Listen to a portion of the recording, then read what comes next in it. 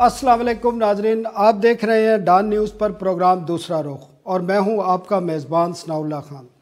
नाजरीन, मुल्क की तारीख़ में शायद पहली बार या दूसरी बार फ़ौजदारी मुकदमात के हवाले से बड़े पैमाने पर इस्लाहात होने जा रही हैं। वफाकी काबीना इनकी मंजूरी दे चुकी है और जल्द ही ये पार्लियामेंट में भी पेश किए जाएंगे और इसमें बड़ी अहम तरमीम तजवीज़ की गई हैं। इस पर हम बात करेंगे, लेकिन इससे पहले हम चलेंगे आज सुप्रीम कोर्ट का जो 10 रुकनी लार्जर बेंच था, उसने जस्टिस फ़ाइज़ ईसा का जो केस है नज़रसानी का, उसके हवाले से अपना 6-4 की अक्सरियत से फ़ैसला दिया है और सरीना ईसा के हक़ में ये फ़ैसला आया। इस पर हम सबसे पहले बात करेंगे और हमारे साथ जो मौजूद हैं कामरान मुर्तज़ा साहब, टुफ का मोहताज नहीं है, माहिर कानून है, शुक्रिया साहब। मंसूर अवान साहब हैं, वो भी हमें आज ज्वाइन कर रहे हैं और वो भी माहिर कानून है और मुख्तलिफ़ केसेस के हवाले से भी इन पर बात करेंगे, लेकिन सबसे पहले फ़ाइज़ ईसा केस पर इन पर बात की जाएगी।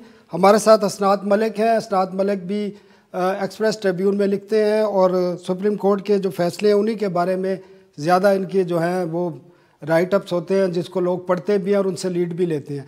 नासिर इकबाल साहब हैं हमारे साथ डॉन से। नासिर साहब बहुत शुक्रिया। असनात साहब आपका भी शुक्रिया। कामरान मुर्तज़ा साहब, सबसे पहले मैं आपसे, आपने फ़ाइज़ ईसा का जो नज़रसानी का केस था उसकी तफसीलात आपने पढ़ ली होंगी, जो तफसीली फ़ैसला आया है, क्या देख रहे हैं, क्या होंगे इसके असरात, क्या मुरतब हो सकते हैं आपको जो ओवरऑल एक केस है उस पर? देखिए, बुनियादी बात ये थी कि जजेस को कुछ इम्यूनिटी हासिल है, कुछ ऐसे उनको सहूलतें हासिल हैं, आप ये कह लीजिए कि उनके ख़िलाफ़ जो अगर कोई कार्रवाई किसी ने करनी भी है तो उसके लिए एक फ़ोरम जो है वो प्रिस्क्राइब्ड है। अब यहाँ पे जो है वो सुप्रीम कोर्ट के एक जज के हवाले से ऐसे फ़ोरम से जो है ना वो मामला शुरू किए गए जो अब वो ख़ुद रुसवा होकर निकाले गए हैं चंद दिन पहले, और उनके ऊपर कुछ इस तरह के एलिगेशंस भी हैं जो फ़िल वक्त तो एलिगेशन है, मुमकिन है कि वो एलिगेशंस जो है ना वो साबित भी हो जाए। तो एक ऐसे जज को जो एक अच्छी जो है ना वो रेपुटेशन रखता है, उसके हवाले से उसकी तरफ से इस तरह की अटैम्प्ट उसमें मेरा ख़्याल है वो ज़्यादती थी। तो ये रिड्रेसल हुआ है, ये फ़ैसला जो है हौसला अफजा है, गो के रिव्यू में हुआ है। रिव्यू में कम फ़ैसले रिवर्स होते हैं और ये रिवर्स हुआ है, तो इसका हम खैर मकदम करते हैं। ठीक है सर। असनाद साहब, आप क्या इसमें जो मेन आज जो तफसीली फ़ैसला आया है उसमें मेन नुकात हैं क्या जो आगे जाके जिनके असरात बड़े दूररस हो सकते हैं? देखिए सनौल्लाह साहब, ये फ़ैसला 9 महीने बाद आज डिटेल आया है। अगर देखा जाए इस मेजॉरिटी फ़ैसले में हुकूमत के ख़िलाफ़ कोई ऐसी चीज़ नहीं कि जिस वजह से आप कहेंगे किसी गवर्नमेंट फंक्शनरी के हवाले से कोई ऐसी ऑब्जर्वेशन या स्ट्रिक्चर पास हुआ हो जिसकी बुनियाद पे उनको कोई परेशानी हो। एक जज ने अपने एडिशनल नोट में ये कहा है कि सेक्शन 216 की वायलेशन की लॉ मिनिस्टर ने, प्राइम मिनिस्टर इमरान खान ने, मिर्ज़ा शहजाद अकबर ने और टैक्स ऑफिशियल ने, लेकिन वो वज़ीर कानून का नाम भी है। जी, लॉ मिनिस्टर का नाम वज़ीर कानून का है, लेकिन प्राइम मिनिस्टर का है इमरान खान। लेकिन अच्छा। वो जो उन्होंने एक एडिशनल नोट है, वो मेजॉरिटी व्यू नहीं है। एक जज की लीगल वो हो सकते हैं, इम्प्लीकेशन हो सकते हैं, उसकी मॉरली आप कह सकते हैं, कोई लीगल उसकी कॉन्सिक्वेंस नहीं हो सकते। एक जज का ओपिनियन है, दूसरे जजेस ने उससे इत्तेफाक नहीं किया, ये आप कहेंगे इनका एडिशनल नोट।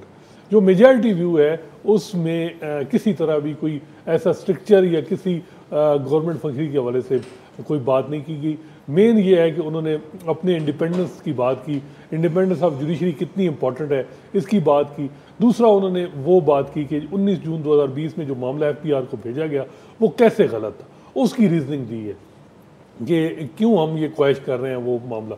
तो ये बात हुई है कि जो मामला एक, और उन्होंने जो मेन बात की है कि जो जजेस की बीवी बच्चे जो इंडिपेंडेंट है उनकी अगर टैक्स रिवीजन का मामला है तो उसमें जज लायबल नहीं है, ये बात है। और जजेस जो हैं वो अकाउंटेबल है, वो अंडर देयर जो उनका कोड ऑफ कंडक्ट है, कोड ऑफ कंडक्ट की अगर वो खिलाफ वर्जी कर रहे हैं किसी आर्टिकल की तो उस पर उनके खिलाफ कार्रवाई हो सकती है, न कि उनके बीवी बच्चों में कोई मसला, कोई ऐसी चीज़ आती है, इलेगलिटी आती है कि उसकी बुनियाद पे जज। मंसूर साहब की तरफ जाते हैं। मंसूर साहब, पाकिस्तान सुप्रीम कोर्ट बार जो है उसका क्या मौक़िफ़ है जो आज डिसीजन आया है जस्टिस फ़ाइज़ ईसा केस के हवाले से? मैं सुप्रीम कोर्ट बार का मौक़िफ़ तो देने से कासिर हूँ, मैं कोई ऑफिस बेरर नहीं हूँ, बट मैं आपको अपनी बात बता देता हूँ अगर आप जानना चाहें, सुनना चाहें। देखें, जो जो फैसला दिया है आज रिव्यू में आया है, वो फैसला बिल्कुल उसकी बुनियादी नुक्ता जो बुनियाद है उस फैसले की, वो ये है, दो चीज़ें हैं। एक ये उन्होंने एक ब्रॉडर प्रिंसिपल एक स्टेट कर दिया कि भाई कोई कानून से मुबर्रा नहीं है, कानून से ऊपर नहीं है, चाहे वो जज या उनकी फैमिली ही क्यों ना हो। मगर साथ ही कोर्ट ने ये कह दिया कि उनको भी कानून के मुताबिक ही आपने ट्रीट करना है, आप कानून से हटकर उनको ट्रीट नहीं कर सकते। ये एक जनरल प्रिंसिपल है जो उन्होंने रिटरेट किया है। जो बुनियादी एक चीज़ का हवाला वो अभी असनाद साहब कह रहे थे, देखें जब शो कॉज नोटिस कल अदम करार दे दिया था ओरिजिनल प्रोसीडिंग्स के अंदर, ओरिजिनल फैसले के अंदर, तो उसके बाद जो आगे जाकर मेजॉरिटी ने उस वक्त डायरेक्शंस दिए कि भाई अब एफबीआर प्रोसीड करे और वो सब कुछ करे और सुप्रीम जुडिशल काउंसिल के सामने पेश करे, वो बिल्कुल गलत था, कानून से हटकर था। अब आप देखेंगे जो उसमें सुकम था वो क्या था, उस फैसले में जो ओरिजिनल ऑर्डर था वो ये था कि अगर कानून के मुताबिक एक शो कॉज नोटिस आना था, उसका एक फैसला होना था, जो एडजुडिकेटिंग अथॉरिटी थी इनकम टैक्स ऑर्डिनेंस के नीचे उसने फैसला करना था। फिर उसकी दो स्टैट्यूटरी अपीलें हैं, एक कमिश्नर अपील्स के पास है, फिर अपेलेट ट्रिब्यूनल है, फिर उसका एक रेफरेंस आता है हाई कोर्ट में लीगल क्वेश्चंस पे, और फिर वो सुप्रीम कोर्ट जाता है। जब सुप्रीम कोर्ट ने ओरिजिनल, जब मेजॉरिटी ने ये फैसला किया कि वो फैसला आ जाए और वो रिपोर्ट आ जाए और सुप्रीम जुडिशल काउंसिल उसको देखे, तो बिल्कुल कानून से हटकर एक बात थी।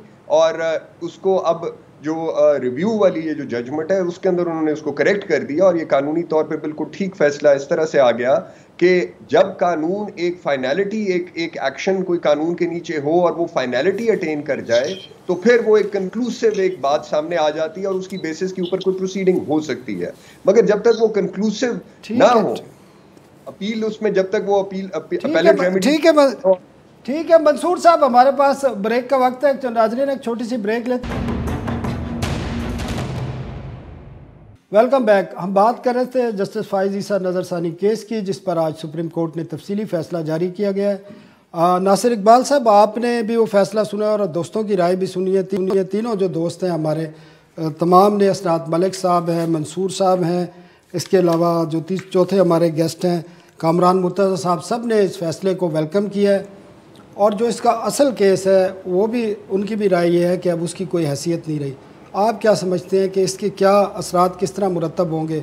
ओवरऑल भी जो एक आपको पता है जो एक माहौल चल रहा था जस्टिस फाइज ईसा के हवाले से, उसमें किस हद तक कमी आएगी? और वो जो कि जिस चीज़ को फॉलो किया जा रहा था, परसू किया जा रहा था, आया क्या वो चीज़ें रुक जाएंगी अब? शुक्रिया सनाउल्लाह साहब।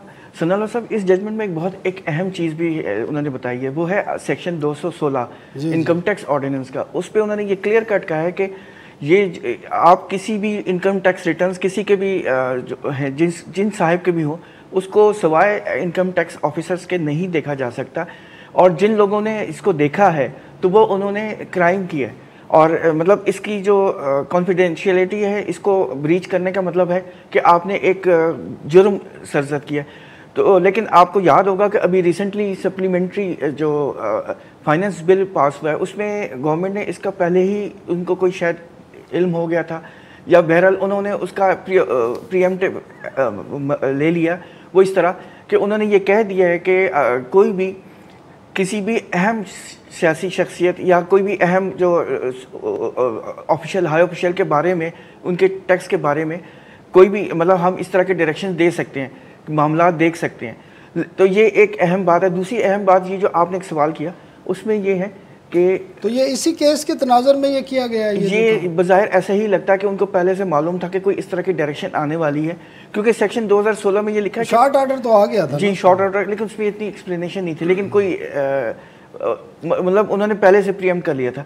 दूसरा जो आपने कहा ना कि उन्होंने जस्टिस काजी फाइज ईसा की जो ओवरऑल जो रिस्पेक्ट है ना, उस पर उन्होंने पूरा एक कमेंट्री दिया, और वो उन्होंने कहा है कि बार काउंसिल्स में हर जगह उनकी बहुत रिस्पेक्ट है, हर बंदा उनको इज़्ज़त की निगाह से देखता है, और सबको मालूम है कि वो एक बहुत मेहनती जज हैं और हमेशा जो है ना कानून और आइन के मुताबिक जजमेंट देते हैं। और फिर उन्होंने कहा, ये भी कहा कि जो लोग पिटिशनर थे वो बहुत अहम लोग हैं, जैसे Pakistan bar council, supreme court bar council association और बड़ी बड़ी जितनी भी, इवन PFUJ का भी नाम लिया। और उन्होंने कहा कि इन सब का स्टेक है जुडिशरी में।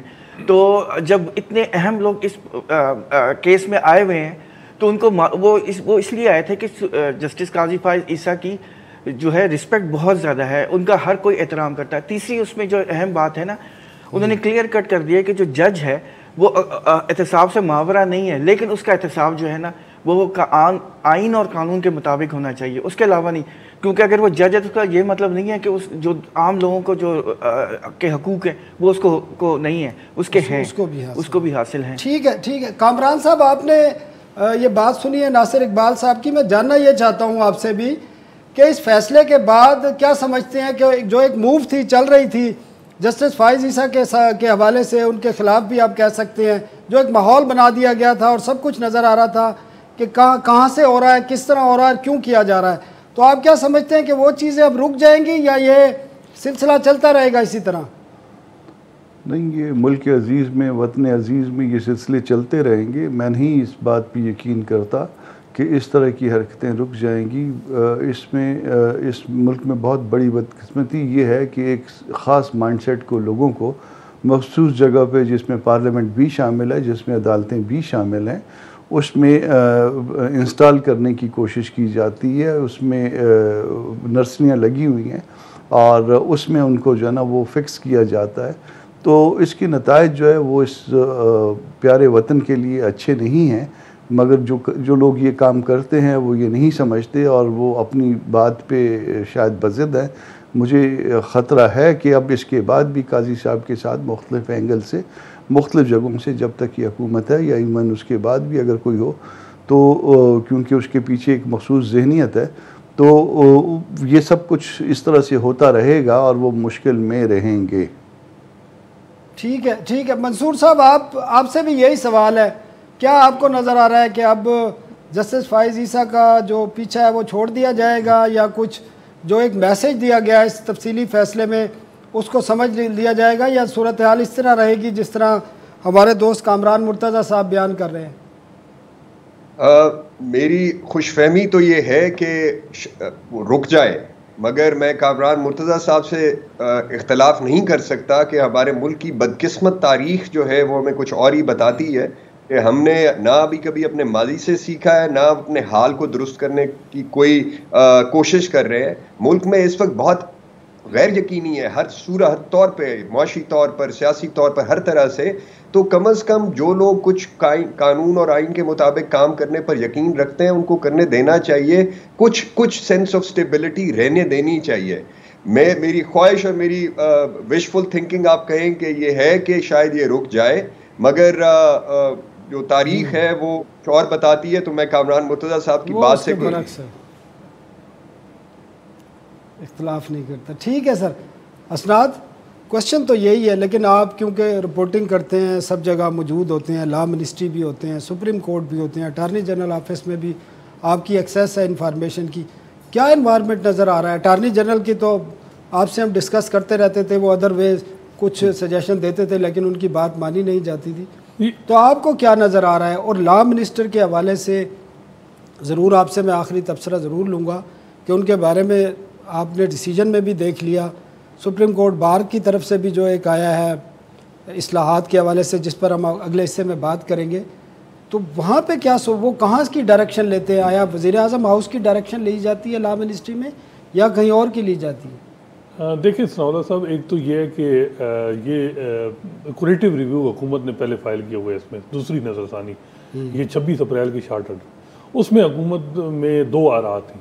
अटार्नी जनरल ऑफिस की ये था कि हमें कुरेटिव रिव्यू ना फाइल ना करें, लेकिन लॉ मिनिस्टर की तरफ से ये था, वज़ीर कानून जो फ़रोग़ नसीम, उनकी तरफ से था कि जी अगर डिटेल जजमेंट में बहुत कुछ ऐसा आ जाए तो हमें एक दरवाज़ा खुला रखना चाहिए। इस वजह से कुरेटिव रिव्यू, अगर कुछ नहीं आएगा कोई फाइंडिंग में तो हम कुरेटिव रिव्यू वापस ले लेंगे। तो गालिब इम्कान तो यही है कि कुरेटिव रिव्यू वापस ले लिया जाएगा, क्योंकि पीनल कॉन्सिक्वेंस किसी फखरी के हवाले से कुछ नहीं है। तो और जजेस ने भी मेरा ख्याल है रिस्ट्रेन शो किया है।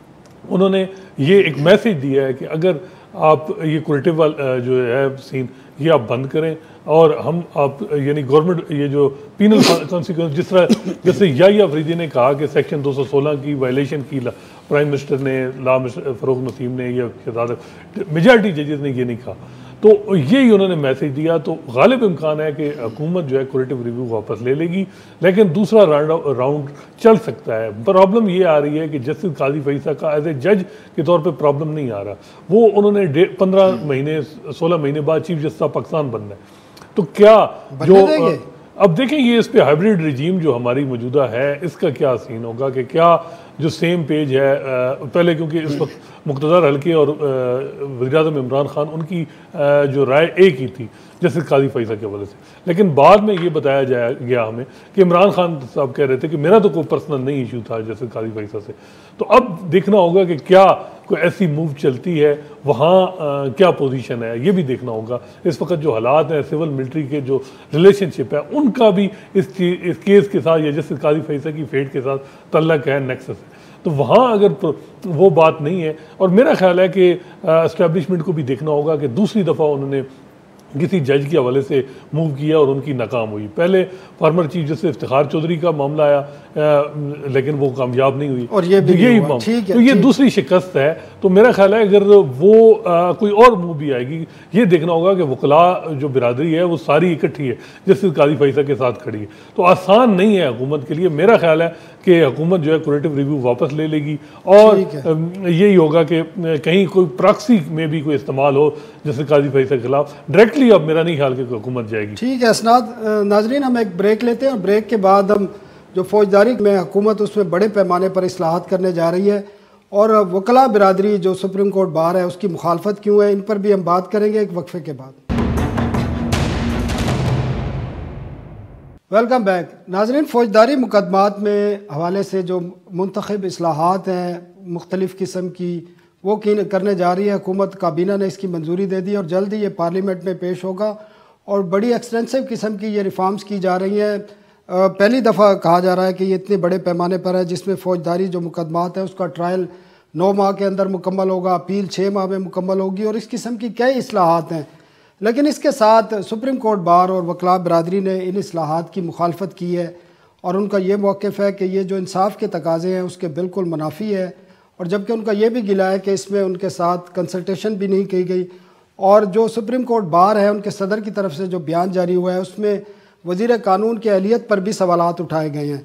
कामरान मुर्तज़ा साहब, आपने ये रिफॉर्म्स देखी होंगी, ज़ाहिरी तौर पर तो लगता ये है कि इनसे बेहतरी आएगी, और जिस तरह हमारे जो अदालती निज़ाम के हवाले से ट्रांसपेरेंसी इंटरनेशनल है, या दुनिया के जो दीगर इदारे हैं जो ये अदालती और कवानीन के पैमाने देखते हैं, हमें काफ़ी नीचे रखा हुआ है, बॉटम पे है तकरीबन हम इस हवाले से। तो इस्लाहात से आप क्या समझते हैं, बेहतरी आ सकती है? देखिए, पहले इमरान खान साहब को शहजाद अकबर साहब ने ट्रक की बत्ती के पीछे लगाया था, अब फ़रोग़ नसीम साहब ने लगा दिया है। ये 9 महीने की बात कर रहे हैं ना, कि 9 महीने में ट्रायल मुकम्मल करना या और इस तरह से केस कंक्लूड करना, ये क्या नैब के कानून में आपने देखा है कि वो कितने दिन में जो ना कानून में लिखा हुआ था कि कितने दिन में ट्रायल मुकम्मल करना है और कितने दिन में अपील जो है वो डिस्पोज ऑफ करनी है? क्या ये कभी मुमकिन हुआ? ATC में यही बातें लिखी हुई थी या नहीं लिखी हुई थी? एंटी टेररिज्म, बल्कि इसको ATA कह लीजिए, एंटी टेररिज्म एक्ट में जो है यही बातें लिखी हुई थी या नहीं लिखी हुई थी? तो वो आज तक वो इफेक्टिव हो पाया? उसमें क्या इन्होंने कमाल किया? लेकिन इसमें जो प्रपोज किया गया है कामरान साहब के, अगर 9 माह में ट्रायल नहीं होगा तो फिर उसकी जजा और सज़ा का भी कानून इसमें शामिल किया गया है। देखिए, जज को सज़ा नहीं दे सकते आप। जज को आपने काजी साहब वाले में उसमें देख लिया कि उनके लिए अपना एक फोरम है, उनके लिए एक अब वो क्या होगा, वो जजेस जानबूझ के नहीं करते। ये 3 पार्ट पे एटलीस्ट 3 लोग जो है ना इसमें ज़िम्मेदार होते हैं, जिसकी वजह से डिले होता है। आप अदालतों को कह सकते हैं कि वो ज़िम्मेदार हैं, आप हम वकीलों को कह सकते हैं कि हम ज़िम्मेदार हैं, मगर इसके साथ साथ लिटिगेंट जो है ना वो ख़ुद भी ज़िम्मेदार है। इसके अलावा गवर्नमेंट जो है ना, चौथे पार्ट पे गवर्नमेंट ज़िम्मेदार है कि उसकी तरफ से सफिशेंट फंड्स उस काम के लिए मुहैया नहीं किए जाते। तो जहाँ पे 4 लोग जो है ना वो ज़िम्मेदार हैं, आप सिर्फ एक जज को कहें कि वो एक्सप्लेनेशन दे दे वरना उसको सज़ा होगी, तो सज़ा जज को नहीं दी जा सकती किसी ऐसी बात के लिए। एक्सप्लेनेशन वो दे दिया करेगा, वो कहेगा कामरान साहब आए थे, डेट लेके चले गए, कामरान साहब बीमार थे, कामरान साहब ने एक सर्टिफिकेट भिजवा दिया था, लिटिगेंट ने जो ना एविडेंस पेश नहीं की थी, तो वो जितना जो वो एक केस मज़ीद डिस्पोज ऑफ कर सकता था, तो उसमें वो उसकी जो है ना वो उस महीने की एक्सप्लेनेशन होगी कि कामरान साहब ने ये कहा, दूसरे दोस्त ने इस तरह से किया, और इस तरह से इन वजूहात की बिना पे ये डिले हुआ। तो ये खाली एक्सप्लेनेशन होगी। आपको ये मॉडल कोर्ट्स का जो है वो देख लीजिएगा, मॉडल कोर्ट्स कहाँ पे गई हैं। अब वो मॉडल कोर्ट्स का वो खुशू साहब के बाद आपने कोई इतना शोर होगा तो नहीं सुना। और पता नहीं कितनी अदालतें बनती हैं। कामरान साहब फिर ये मसाइल हल किस तरह हो गया आपकी राय में? मसाइल है उसमें ऐसा था कि इसमें तमाम स्टेक होल्डर्स को एतमाद में लिए जाने की यकीनन ज़रूरत है, क्योंकि डिले में उसमें एक लिम्ब जो है ना, वो एक हिस्सा जो है वो हमारा वकला का भी है, इसके साथ लिटिगेंट का भी है, इसके साथ गवर्नमेंट को फंड्स मुहैया करने हैं उस अपना निज़ाम इंसाफ को बेहतर बनाने के लिए। और अगर वो फ़ंड मुहैया नहीं कर सकते तो कम से कम वो जो कोर्ट फ़ी की आमदन होती है वही जो है ना वो वापस कोर्ट पे लग जाए, तो भी शायद जो है ना वो मामला बहुत हद तक सुधर जाएंगे। तो सिर्फ एक वजह नहीं है जिसको उन्होंने जो है बुनियाद बनाया। अब देखिए 15 दिन में तफ्तीश 14 दिन में मुकम्मल करनी थी, अब उसको 45 दिन कर रहे हैं, यानी आपने उसको मुल्क को पुलिस स्टेट की तरफ बना लिया। आपने जो है ना वो उसमें इख्तियार दे दिया ये इसमें प्ली बारगेन का पुलिस को, यानी पुलिस जो है ना वो दो लोगों के दरमियान सेटलमेंट करवाएगी और फिर उसमें साथ जो है ना वो पुलिस जाहिर है वो शेयर होगी। सौदेबाजी का इख्तियार, सौदेबाजी कितनी ज़्यादा आपने उसको एक NRO तो इधर भी दे दिया अपने साथ साथ, जिस तरह से 216 में फ़रोग साहब ने अपने को दिया उस तरह से यहाँ भी एक NRO आ गया। तो ये सारे मामला जो है ना वो चलने के नहीं हैं, अल्टीमेटली फिर उसी नहज पे चलेगा। आप अब पहले सबसे पहला जो करने का काम है कि गवर्नमेंट उसके लिए फ़ंड्स दे दे या कोर्ट फीस की तमाम रकूमात जो है ना वो इनकी डिस्पोजल पे छोड़ दे। जिस रूपे से जितनी कोर्ट फ़ी आती है आप उसको कह लें, उनको कहें कि अपने तौर पे बढ़ाना चाहते हैं तो भी बढ़ा लें, वही पैसे जो निज़ाम इंसाफ से अर्न होते हैं वो वापस उसी पे स्पेंड हो जाएँ, तो भी यकीनन जो है ना उसमें बेहतरी आ जाएगी। वकला को जो है ना वो एतमाद में लेने की ज़रूरत है कि वो अपने आप को बेहतर करें। लिटिगेंट जो है ना वो जानबूझ के बाज़ औक़ात दूसरी पार्टी को तंग करता है, उसके लिए उस हद तक ठीक है कि अगर वो कोई केस झूठा होगा तो उसके लिए कोई पेनाल्टी होनी चाहिए, मगर वो आज भी है, मगर वो आज भी इम्पोज नहीं होती है, उसकी फिर सर्टन रीजंस है। तो ये बहुत कुछ करने का है, इसमें इस तरह से बटन दबाने से कुछ नहीं होगा। बिल्कुल आप सही कह रहे हैं कि इस पर कंसल्टेशन करनी चाहिए। मंसूर साहब, आपने भी ये फौजदारी कवानीन में जो इस्लाहात ला रहे हैं पढ़ी होंगी यकीनन, इख्तिलाफ है क्या? अब ज़रूरी नहीं है कंसल्टेशन ना की गई हो और इस्लाहात बेहतर हो जिससे फ़ायदा हो सके तो उसकी मुखालफत करना ज़रूरी है क्या? मैं अपनी बात का आगाज़ इस एक बात से करूँगा कि हमारा जो क्रिमिनल जस्टिस सिस्टम है उसमें इस्लाहात की बहुत अशद ज़रूरत है, और हमारा जो निज़ाम इंसाफ है, चाहे वो जजेस हों, वकला हों, प्रोसिक्यूटिंग इन्वेस्टिगेटिंग एजेंसीज़ हों, उन सब का महवर जो है वो एक आदमी है, जो वो लिटिगेंट है, जो शहरी है, जिसको अदालत आना पड़ता है। एक जो कामरान मुर्तज़ा साहब ने बात की, मैं उसको एंडोर्स कर दूं कि रियासत के दो बुनियादी जो फंक्शंस हैं, defence and administration of justice, तो एडमिनिस्ट्रेशन ऑफ जस्टिस जो है वो बिल्कुल इग्नोर्ड रहा है 74 साल से। कोई उसके ऊपर फोकस नहीं है, कोई जो रिक्विजिट फंड्स चाहिए वो उसके ऊपर नहीं है। आप एनुअल बजट स्टेटमेंट उठा के देख लें, पिछले साल की अभी जून में आएगी, अगली भी देख ली जाएगा। मगर अब दैट सेड, अब इसके लिए रिसोर्सेज बहुत चाहिए। ये जो रिफॉर्म्स हैं, बिल्कुल बहुत ज़रूरत है क्रिमिनल जस्टिस सिस्टम के अंदर रिफॉर्म्स की। टेक्नोलॉजी का हमें इस्तेमाल अब करना पड़ेगा, एफिशिएंसी लाने के लिए सिस्टम में बिल्कुल करना पड़ेगा। ये अच्छा होता कि ये कैबिनेट अप्रूवल से पहले भी, बिकॉज अब तो ये पार्लियामेंट में टेबल होना है, जाहिर है वहाँ पे भी इस पे डिबेट होनी है, बात वी वुड अस्यूम कि वहाँ पे दोनों हाउसेस में चूंकि ये जाना होगा। मंसूर साहब, किधर डिबेट होनी है? अभी स्टेट बैंक का जिस तरह बिल पास कराया गया है सेनेट से, ये भी इसी तरह पास करा लेंगे।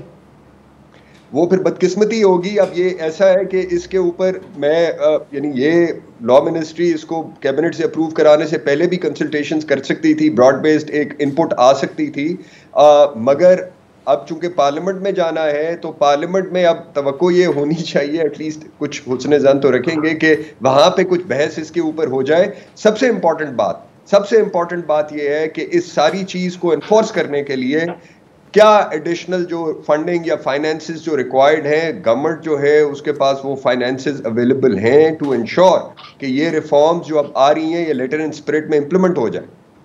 ये सबसे क्रूशल क्वेश्चन होगा, उसका जवाब सबसे ठीक है। मंसूर साहब, एक ब्रेक का वक्त हो रहा है, आपसे शुक्रिया भी, इजाज़त भी चाहते हैं। बहुत शुक्रिया मंसूर साहब। नाजरीन, एक ब्रेक लेते हैं और ब्रेक के बाद हम बात करेंगे जो मुस्तकिल नाअहली है उसके हवाले से जो पिटीशन दायर की गई है उस पर भी हम बात करेंगे अपने शुरका के साथ। वेलकम बैक नाजरीन। प्रोग्राम के आखिरी से में हम बात करेंगे सुप्रीम कोर्ट बार की तरफ से जो पिटीशन दायर की गई है मुस्तकिल नाअहली के खात्मे के हवाले से, और इसमें देखना यह है कि वकला बरादरी क्यों इस सारे केस में, इस खेल में पार्टी बनी है। आया कि सियासी जमातें इस बात के लिए तैयार नहीं थी, हुकूमत का मौक़िफ़ अलग है और वो समझते हैं कि सुप्रीम कोर्ट को इस पिटीशन को सुनना ही नहीं चाहिए और इसको रद्द कर देना चाहिए। टाइम हमारे पास कम है। कामरान मुर्तज़ा साहब 2 मिनट में सर बताइएगा कि इस पिटीशन में वकला बिरादरी को पार्टी बनने की क्यों ज़रूरत थी? क्या कोई सियासी जमात इसमें नहीं जा सकती? क्योंकि सिर्फ ये नवाज शरीफ के हवाले से केस नहीं है, जितने भी लोग जिनको भी परमानेंट डिस्क्वालिफिकेशन की गई है उनके बारे में है। ये बहुत अच्छा हुआ कि आपने ये वजाहत कर दी। ये सिर्फ नवाज शरीफ का ब्रीफ होल्ड नहीं कर रहा है, उसमें अगर फ़र्ज़ कर लीजिए ये पिटीशन अलाउ होती है तो जहांगीर तरीन को भी फ़ायदा मिलता है और बहुत सारे ऐसे लोग हैं जिनको फ़ायदा मिलता है। तो इसमें जो बुनियादी बात है जो कम अज़ कम जो मुझे अट्रैक्ट करती है, हमारा शुरू से ही मौक़िफ़ था कि ये आर्टिकल 17 जो है ना वो इससे इन्फ्रिंज होता है। अब जो सियासी सरगर्मियाँ हैं उसमें मेरा वोट देना सिर्फ जाके वो सियासी सरगर्मियों का हिस्सा नहीं है। मुझे ये उस एट द सेम टाइम मुझे ये भी हक़ है कि मैं कोई सियासी जमात फॉर्म कर सकूँ। मुझे ये भी हक़ है कि मैं अगर वोट देता हूँ तो मैं वोट ले भी सकूँ। तो इस हक़ पे कदगन लगा देना, वो भी उम्र भर के लिए, जब दस्तूर के आर्टिकल 62(1)(f) में ये लिखा भी ना हो, तो मेरा ख्याल है कि ये कुछ ऐसा ठीक नहीं हुआ और इसको ठीक करने की ज़रूरत है। कोर्ट्स अक्सर अपने फ़ैसले रिविज़िट करती हैं। ये कोर्ट के फ़ैसले जो है वो खड़े पानी की तरह नहीं होते, बहते हुए पानी की तरह होते हैं। तो मेरा ख्याल है कामरान साहब 2 गेस्ट और हैं हमारे पास, टाइम कम है। नासिर साहब, आप क्या समझते हैं, वकला बिरादरी को पार्टी बनना चाहिए था या सियासी जमात खुद इसके बारे में कोई पिटीशन ले जा सकती है? एक्चुअली इसमें सनाउल्लाह साहब जो है CBA, वैसे तो हम यही एक्सपेक्ट कर रहे थे कि इसमें पॉलिटिकल पार्टीज़ को आना चाहिए था, लेकिन वकला बरादरी इसलिए आई, वो उस जो इनका एक पॉइंट है वो बड़ा सॉलिड है। वो ये कहते हैं कि 184(3) एक ट्रायल कोर्ट में जब आप सुप्रीम कोर्ट एक्ट करती है तो वो ट्रायल कोर्ट नहीं होती, क्योंकि आपको याद है जब ट्रायल कोर्ट हो तो उसमें जो एक्यूज़ होता है उसको रिकॉर्डिंग, मतलब वो अपने एविडेंस ला सकता है, वो अपने विटनेसेस ला सकता है, वो बाकायदा एक ट्रायल होता है। तो 184(3) में ट्रायल नहीं है, तो चूंकि ट्रायल नहीं हुआ और फिर जो अक्यूज़ है जिसको आपने नाअहल कर दिया परमानेंट, उसके पास रेमेडी नहीं है, उसके पास कोई अपील नहीं है। तो चूंकि ये एक जो आइन और लॉ कानून है उसमें ये एक मतलब एक अजीब सा एबोरेंस है, मतलब अजीब सी चीज़ है, तो इसलिए वो आए हैं। और बज़ाहिर आना पॉलिटिकल पार्टीज़ को चाहिए था, लेकिन चूंकि अगर ये कामयाब हो जाते हैं तो फिर ये इसका इफेक्ट तमाम पॉलिटिकल पार्टीज़ को होगा। ठीक है असनाद, हुकूमत का जो मौक़िफ़ है कि सुप्रीम कोर्ट को ये पिटीशन सुननी नहीं चाहिए, एक तो ये बता दें, और दूसरा माजी में कोई इस किस्म की पिटीशन है, इसका लीगल क्या है? सुप्रीम कोर्ट का जो रजिस्ट्रार ऑफिस देखता है इसको एक्सेप्ट करने के हवाले से क्या समझ रहे हैं, इस पर कोई इतराज़ात की कोई गुंजाइश है या ये एक्सेप्ट हो जाएगी? देखिए, हुकूमत तो इस वक्त उनको प्रॉब्लम ये नवाज शरीफ से नहीं है, इमरान खान साहब को ये है कि कहीं जहांगीर तरीन की नाअहली ख़त्म ना हो जाए, और उसी वजह से उन्होंने अपने जो सरकर्दा लोग हैं, जो लीगल टीम है, उनको इंस्ट्रक्शन दी है कि स्ट्रांगली रेजिस्ट करें, जहांगीर तरीन को रेजिस्ट करें, कहीं वो आयल ना हो जाए। नहीं, ये तो ओवरऑल देख रहे हैं ना, हो रहे हैं, लेकिन वो जो नवाज शरीफ का जिक्र कर रहे हैं, प्रॉब्लम PTI का जो है वो इमरान खान साहब को वो जहांगीर तरीन से। और दूसरी बात यह है कि यही Sindh high court bar association थी जो 2009 में जिसने पिटीशन दायर की और 107 जज फारिग हुई। इस वक्त जो सुप्रीम कोर्ट में जजेस बैठे हैं वो बेनिफिशरी हैं Sindh high court bar association के। तो ये ऐसी बात नहीं है कि बारें जो हैं वो पिटीशनें करें। जब जजेस निकाले गए 107 सिंध हाई कोर्ट बार की पिटीशन से, तो अब अगर एक प्रॉब्लम है कि जी जिस तरीके से 184(3) में पॉलिटिशियंस को तायाद नायल किया गया। असनाद साहब, टाइम हमारे पास ख़त्म हो गया है। कामरान मुर्तज़ा साहब आपका बहुत शुक्रिया, असनाद मलिक साहब, नासिर इकबाल साहब, सबका बहुत शुक्रिया। नाजरीन, कल तक के लिए हमें इजाज़त दीजिए। अल्लाह।